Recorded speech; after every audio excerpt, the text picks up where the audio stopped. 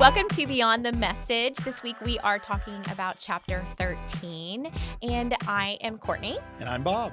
And this week we're talking all about end times. Oh yeah, it's nothing but end times. This whole chapter, every other chapter's had 5 or 6 things, and this week it's all on the last days. Yes. I mean, it's very encouraging, at the same time. It also gave me a little bit of anxiety. I'm not going to lie.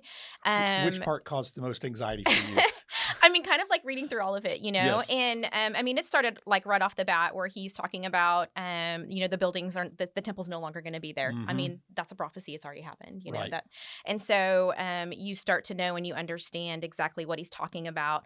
But I think it's kind of when he got maybe a little bit more towards the end of everything and just the anxiety of knowing that, am I sharing the gospel? Right. Am I loving people properly? Am I investing in them and serving them well? And because at the end of the day, that's what it's about, right? Right. Is making sure that my neighbor is going to be in heaven with me, and it's not. There's no time to be afraid of that. Like we should be stepping out and we should be telling people about Jesus. So, Well, and it's so difficult because I remember I talked to a guy one time, it took him 10 years to lead his neighbor to Christ. yeah, Every day they would meet at the curb at the same time. They get home from work at the same time. They would meet at the curb Yeah. and check the mailbox.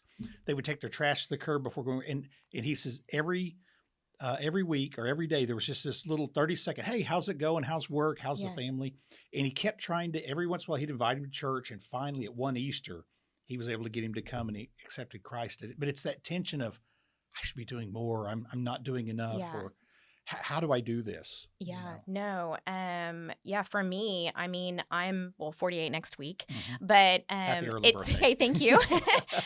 For me, I've always just been so insecure. What if they don't like me? What if they, what if they reject me? But you come to learn, in your older age that it just doesn't matter. It matters more whether or not that person is going to be in heaven with you. And we should be bringing people to church and we should be telling them about it.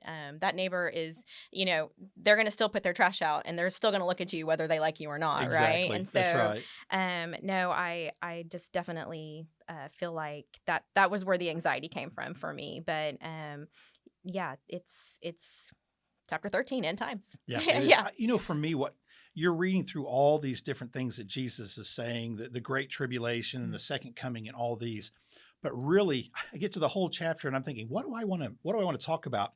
And literally it's the last word in chapter 13, verse 37. He says, and what I say to you, I say, watch, be watchful. In other words, you're anticipating him coming back. Yeah. And I've met a lot of people who say, well, I'm watching, I want to be ready. But you ask them what they're doing, and it's like watching TV. Yeah. They're just streaming through, well, Jesus is coming back, hey, and they're just living their life as if it's no big deal. They're not really being watchful for him. And watchful in the Bible is not a passive thing that, man, it's 2025 and Jesus still isn't here. No, it's being proactive. And Right. if you go back to verse 34, Jesus said that his return is going to be like a man who is going to a far country who left his house and gave authority to his servants. And to each of them, he gave them a job to do. Yeah. Ephesians 2:10 says that we are God's masterpiece. I've never been accused of being a masterpiece, but, I mean, me neither. Yeah, it's like, Yeah. but we're God's Yeah. masterpiece, and is what it says. And it says, created for good works. Yeah. We have each been designed by God to do good works. And we can even see that, you serve as the ops Yes. minister at your campus, and I'm the Yes. connections pastor. And we have our own jobs Yeah. that I couldn't do your job. I couldn't do it. You probably could. I But know. Well, I know you could mine, but it is we all have a job to do, Yeah. and it's not just sitting and watching. We were Right. saved to serve, saved to do absolutely. things, and I Yes. think you're right. It is sharing the gospel, and sometimes sharing the gospel is the guy that stands out every time I pull into the South Tulsa campus. Yeah. There's a guy standing out the curb. His name's Yeah. Chuck. And every week I see Chuck doing this. Right, yeah. He's waving at Yeah. people. And then I come in the east doors and Yeah. my son works the Mhm. east doors. He and Steve greet me. Yeah. And then I sit up in the balcony and the people around there Yeah. talk to me. And one of the guys on our team, he has a 16-month-old son. And he says at Midtown, they know his son. Hey, Yeah. how are you doing? They call him Yes. by name. That's all sharing the gospel. Right. And that's It's how you can do it at investing. church. Yes. You have to invest in order to invite. Absolutely. You just do. Yeah. Yeah, and it is being ready to serve. To how can God use me? I don't like using the quote very often, but I remember a friend of mine used to say, "Share the gospel, and if necessary, use words." Yes, that's a good one. And I like it. Yes, But yes, some people are like, "Oh, I don't have to share words. I just serve people." But really, that sometimes it is serving people. yes.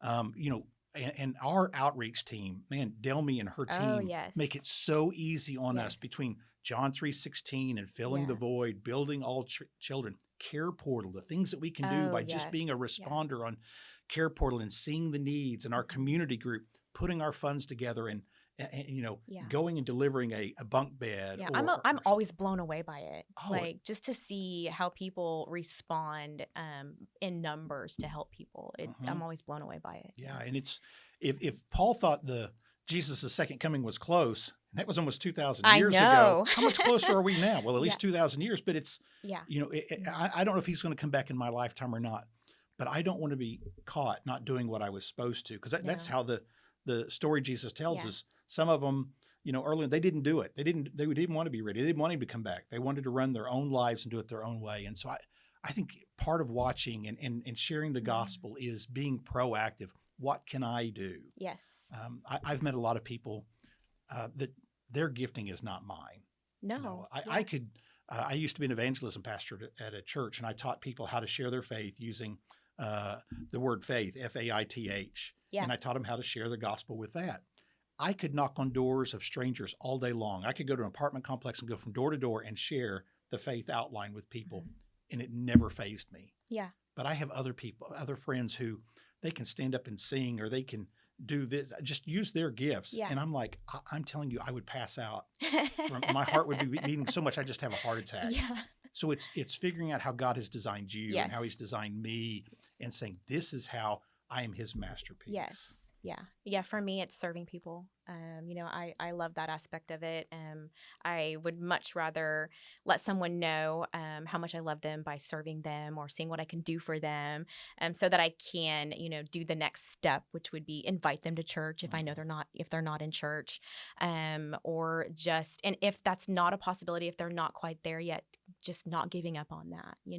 Don't give Right. up. Keep going. Keep pursuing, because you never know. I mean, it may take 10 years, but if you start day one and keep going, you just never know. And then to think what God's going to do with their life as well and bring more people, so that's Yeah. what it's for. Yeah. If we each Yeah. do our part, Yes. each one will reach one, Mhm. and Yeah. then we just multiply people who are reaching. So Yeah, no. that's And good.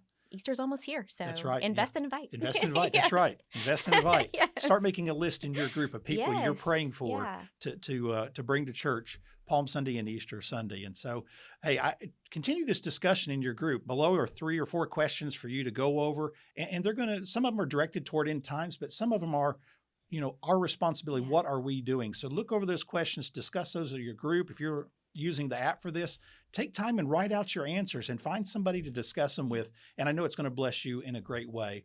And then I'd encourage you to be sure and dive in starting today and read through chapter 14 to get ready for the pastor's message on Mark 14.